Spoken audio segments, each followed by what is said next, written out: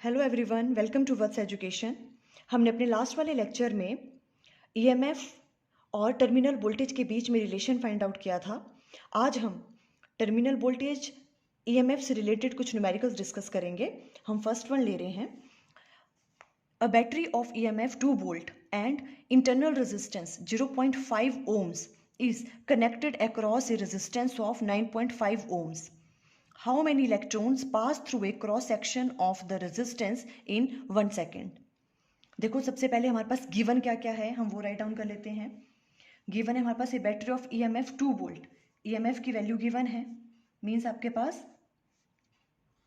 EMF की value इस तरह से डिनोट करते हैं, इसकी वैल्यू है 2 volt and internal resistance R की वैल्यू गिवन है, that is 0.5 ohms of 9.5 ohms. Capital R की वैल्यू गिवन है, दैट इज 9.5 ओम्स। ठीक है, ये चीज़ें आपके पास गिवन है। Resistance in 1 second means time की वैल्यू भी गिवन है, दैट इज 1 सेकेंड। आपको नंबर ऑफ इलेक्ट्रॉन्स की वैल्यू फाइंड आउट करनी है, मीन्स हमें एन की वैल्यू फाइंड आउट करनी है, नंबर ऑफ इलेक्ट्रॉन्स की। क्लियर है? ओके सबसे पहले हम जो ये आपके पास चीज़ें दे रखी हैं, इससे हम करंट की वैल्यू फाइंड आउट करेंगे। करंट की वैल्यू क्या होती है? I equal to V divided by R. ठीक है, अब यहाँ पे हम वी की जगह क्या लेंगे? ईएमएफ। ठीक है, बिकॉज हम करंट की बात करें, टोटल करंट, तो EMF E divided by R होता है। आर की जगह देखो capital R plus internal resistance भी है। ठीक है, हमने डिस्कस किया था, ये सीरीज में होते हैं। ठीक है, तो R capital R plus internal resistance small R, इस तरह से हम करंट की वैल्यू फाइंड आउट करेंगे। तो देखो ये सब चीज़ें आपको गिवन है, तो करंट की वैल्यू क्या आ जाएगी आपके पास? आई इक्वल टू, यहाँ पे आ जाएगा आपके पास ये 2 डिवाइडेड बाय कैपिटल आर की वैल्यू क्या है? 9.5 प्लस स्मॉल आर की वैल्यू रेजिस्टेंस, ये क्या है? Internal resistance 0.5। ये क्लियर हो रहा है? ओके अब देखो इनको जब कैलकुलेट करके आएगा तो 2 डिवाइडेड बाय, यहाँ पे देखो 9.5 प्लस 0.5, ये आ जाएगा आपके पास 10, और ये आपने आ गया 1/5। तो करंट की वैल्यू क्या आ गई आपके पास कैलकुलेट करके? ये 0.2 एम्पेयर, ये आपके पास करंट की वैल्यू आ गई। क्लियर हो रहा है यहाँ तक? ओके अब हमें number of electrons find out करने हैं। देखो जब भी हमें number of electrons find out करने होते हैं, मैं यहाँ पे राइट डाउन कर रही हूँ, ये जब भी हमें number of electrons find out करने होते हैं तो हम देखो, हमने पहले भी कई क्वेश्चंस किए हुए हैं। कैसे करते हैं? हमें पता है क्वांटाइजेशन ऑफ चार्ज क्या होता है? Q equal to N E. Clear है? Q equal to N E होता है। अब हमें पता है करंट की वैल्यू क्या होती है? Charge divided by time. ठीक है, अब इस Q की जगह हम क्या राइट डाउन कर सकते हैं? N E divided by T. Clear है? अब यहां से हम n की वैल्यू फाइंड आउट कर सकते हैं, और n की वैल्यू क्या आ जाएगी? I T divided by E, where E is the charge on an electron. Clear है? देखो इस तरह से हम फाइंड आउट करेंगे किसकी वैल्यू? n की। हमें ये वाली वैल्यू फाइंड आउट करनी है, इसलिए हमने करंट की वैल्यू पहले फाइंड आउट कर ली। देखो करंट की वैल्यू आपके पास ये वाली है, टाइम की वैल्यू 1 सेकेंड है, और चार्ज एन इलेक्ट्रॉन होता है 1.6 इंटू 10⁻⁻19। ठीक है, तो इसकी वैल्यू भी हमें पता है, तो इस वाले फॉर्मूले से हम number of electrons find out कर लेंगे, यही हमसे पूछे हैं। ठीक है, how many electrons pass through a cross section of resistance in 1 second. तो अब आप ये वाला फॉर्मूला यहाँ डायरेक्ट लिख सकते हो।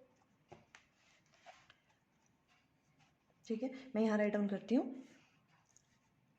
n इक्वल टू आ जाएगा आपके पास I T divided by E. Clear हुआ ये फॉर्मूला कैसे आया? ठीक है, अब देखें ये सारी वैल्यू इसमें डालें। करंट की वैल्यू क्या है आपके पास? 0.2, टाइम की वैल्यू 1 सेकेंड है। ठीक है, और चार्ज ऑन इलेक्ट्रॉन है 1.6 इंटू 10⁻⁻19। ठीक है, जब हम इसको सॉल्व करेंगे तो देखो ये आ जाएगा ऊपर 2, देखो दोनों में डेसिमल डेसिमल हट जाएगा, तो यहाँ आएगा 16 इंटू 10⁻⁻19। क्लियर है? इसकी डेसिमल की जगह यहाँ 10 लगा था, और इसकी जगह यहाँ 10 से 10 कैंसिल। ठीक है, और इनको सॉल्व करके आ जाएगा ये, तो यहाँ पे आ गई वैल्यू 1 डिवाइडेड बाय 8 इंटू 10⁻⁻19। ठीक है, जब हम इसको सॉल्व करेंगे तो क्या वैल्यू आ जाएगी? देखो जब हमने 1, यहाँ पे 1 है, 8 से किया तो, ठीक है यहाँ पे आ गया क्लियर है, पॉइंट लग गया। तो अब यहाँ पे क्या आएगा 1, ठीक है, 8 1 ज़ा 8, ठीक है, 2 आ जाएगा इधर, फिर यहाँ आ गया 16 4 5। क्लियर है, तो इस सॉल्व करके आ गया आपके पास 0.125 इंटू 10⁻⁻19, जब ये प्लस 19 हो जाएगा जब ये ऊपर जाएगा। क्लियर है, ये आ गया आपके पास n की वैल्यू।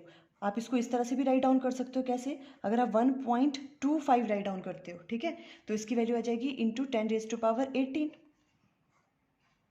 क्लियर है, ये आ गया आपके पास नंबर ऑफ इलेक्ट्रॉन्स की वैल्यू।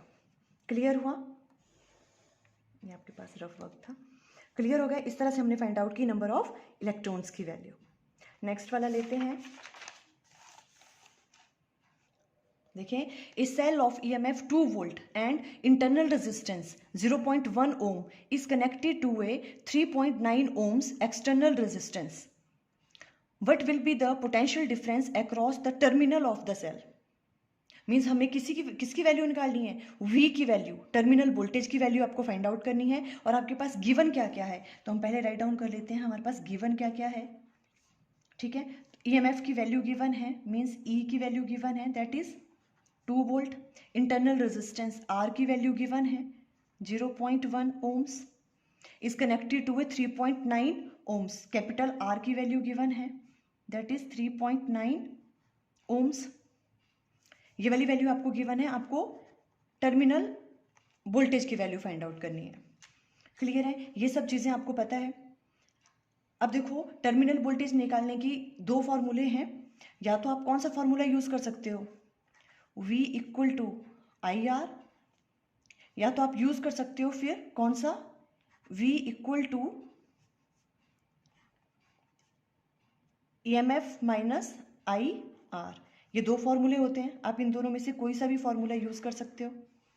ठीक है, सबसे पहले हमें किसकी वैल्यू फाइंड आउट करनी पड़ेगी, करंट की, क्योंकि दोनों में करंट यूज हो रहा है। तो देखो, करंट की वैल्यू क्या होती है, EMF E divided by R plus R। Clear है, ओके। इसकी वैल्यू क्या है 2, EMF की, कैपिटल R की वैल्यू है 3.9 plus internal resistance small r की 0.1। ये सॉल्व करके आ जाएगा आपके पास क्या, 2 डिवाइडेड बाय 3.9 प्लस 0.1 क्या आ जाएगा, इसकी वैल्यू आ जाएगी 4, और ये सॉल्व करके आपके पास आएगा 0.5 एम्पेयर। ये आ गया आपके पास करंट की वैल्यू। क्लियर है, करंट की वैल्यू आपने यहाँ फाइंड आउट कर ली। अब हमें क्या निकालना है, देखो मैं यहाँ राइट डाउन कर रही हूँ। उसके बाद अब हमें निकालनी है V की वैल्यू। तो V की वैल्यू या तो आप ऐसे निकाल सकते हो, देखो हमें पता है ये वाला relation, EMF E equal to किसके बराबर होता है, V प्लस IR। हमने ये रिलेशन फाइंड आउट किया था लास्ट वाले लेक्चर में। क्लियर है, यहाँ से अब आपको V की वैल्यू फाइंड आउट करनी है, तो V की वैल्यू क्या आ जाएगी, EMF माइनस IR। ठीक है, अब देखो V की वैल्यू, EMF E की वैल्यू आपको गिवन है, ये 2 है, माइनस करंट की वैल्यू आपने अभी फाइंड आउट की 0.5, मल्टीप्लाई बाय स्मॉल r की वैल्यू क्या है 0.1। ये आप कैलकुलेट कर लोगे और ये आपके पास सॉल्व करके आ जाएगा, जो भी आपके पास ये वैल्यू आएगी इतने वोल्ट। देखो, या तो आप इस तरह से कर सकते हो, या फिर सेकंड कौन सा है, आप ये वाला फॉर्मूला लगा सकते हो, V इक्वल टू IR के बराबर होता है। ठीक है, I की वैल्यू क्या है आपके पास करंट की 0.5 आपने अभी कैलकुलेट किया, और कैपिटल R की वैल्यू क्या है 3.9। आप ऐसे भी फाइंड आउट कर सकते हो, इसको कैलकुलेट करके इतने वोल्ट। क्लियर है, इस तरह से हम फाइंड आउट कर सकते हैं टर्मिनल वोल्टेज की वैल्यू। नेक्स्ट वाला न्यूमेरिकल लेते हैं। देखो, नेक्स्ट है the potential difference between the terminal of A 6.0 volt battery is 7.2 volt when it is being charged by a current of 2.0 ampere. What is the internal resistance of a battery? देखो, सबसे पहले हमारे पास given क्या क्या है, the potential difference between the terminal of A, means V की value की बात कर रहा है ये, terminal of this battery is this one, means V की वैल्यू क्या है आपके पास 7.2 वोल्ट। ठीक है, और 6.0 क्या है EMF, वोल्ट बैटरी की बात कर रहे हैं, तो ठीक है, इसलिए ये EMF, ये वाली आपके पास EMF आ गई। When it is being charged bye A current of 2.0 ampere, current की वैल्यू गिवन है आपको, दैट इज 2.0 एम्पेयर। आपको इंटरनल रेजिस्टेंस फाइंड आउट करनी है बैटरी की, ठीक है। देखो ये क्वेश्चन बहुत इजी है, बट इसमें एक ही आपको सोचने वाली बात है कि यहाँ पे हम फॉर्मूला कौन सा यूज करेंगे। देखो ये क्या कह रहे हैं अभी हमें, when it is being charged bye, आप चार्ज कर रहे हो उसको, मीन्स यहाँ पे ईएमएफ एज ए क्या यूज हो रही है, एज ए लोड यूज हो रही है, एज ए सोर्स यूज नहीं हो रही है। जब EMF as a source use होती है तो हम ये वाला फॉर्मूला लगाते हैं, देखो E equal to V plus I R, clear है। बट अब हम ये वाला फॉर्मूला यूज नहीं करेंगे। देखो यही इस चीज इसमें थोड़ा सा कंफ्यूजिंग पार्ट है, मैंने इसलिए ये वाला न्यूमेरिकल लिया आपको यहाँ पे डिस्कस करने के लिए, क्योंकि इस वाले केस में क्या बोल रहा है ये, when it is being charged. अब हमें ईएमएफ एज ए सोर्स नहीं यूज कर रहे हैं, हम एज ए लोड यूज कर रहे हैं, बिकॉज हम इससे चार्ज कर रहे हैं, तो ये वाला फॉर्मूला यूज नहीं होता है। फिर कौन सा फॉर्मूला होता है, V इक्वल टू किसके बराबर होता है, E प्लस आई आर। बस ये वाली चीज़ है आपको याद रखने वाली इसमें। सिंपल मैक्सिमम स्टूडेंट्स ये वाला फॉर्मूला यूज़ करते हैं और आंसर गलत आ जाता है, ठीक है।